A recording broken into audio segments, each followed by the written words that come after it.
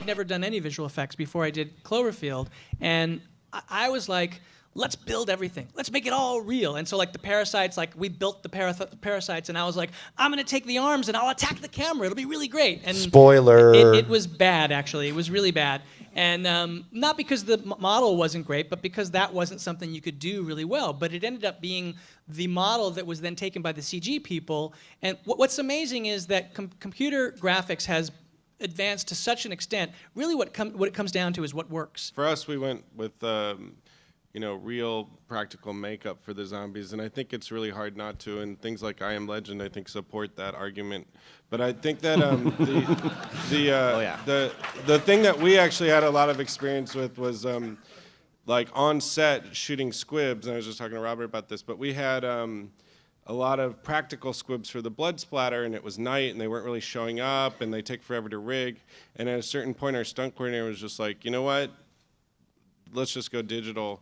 And I hadn't had any real experience with it, and he showed me the scene he did in, what's it called? The Martin Scorsese movie, The Departed, where they shoot in the elevator, and that's all digital, and I couldn't believe it. And so from that point on, we just did digital squibs, and it just changed the game. CG is brilliant for enhancing reality and not replacing it. And for me, personally, if I can do it in camera, I will do it in camera, but if there are some things you simply can't do in camera. So give us one of your little CG secrets. Give us one of your secrets from your films. What's CG in Doomsday that we didn't say? The exploding rabbit. When the rabbit goes, it's not a CG, it's a composite, but we couldn't do it for real. Of course. Obviously. With squibs and stuff, it's dangerous, and you're risking people's. And I was like, oh, fuck that, man. But then once you actually do risk people's lives at your expense, same thing with the boob thing. You question yourself a little bit. And so the first time you do a stunt that's really dangerous, it's kind of your fault if they get hurt, and that's a bummer. It's really cool for you to go see the guy fall off the building, but when that guy's about to do it and you're about to say action, you're like, oh my God, what if he fucking dies? So there's actually a reality of I'm all for dying for film, but there's also a reality of do we have to do it today? Mickey Rourke on Once Upon a Time in Mexico, he brought his own wardrobe, and it was one-of-a-kind suits that were really badass. I had given him the money for them, but I wanted him to go ahead and keep them afterwards. And he gets to get shot in the back, and I said, don't worry, I'm not going to ruin your suit, man. I'm going to do that digital. Oh, thanks, brother. Thanks, brother.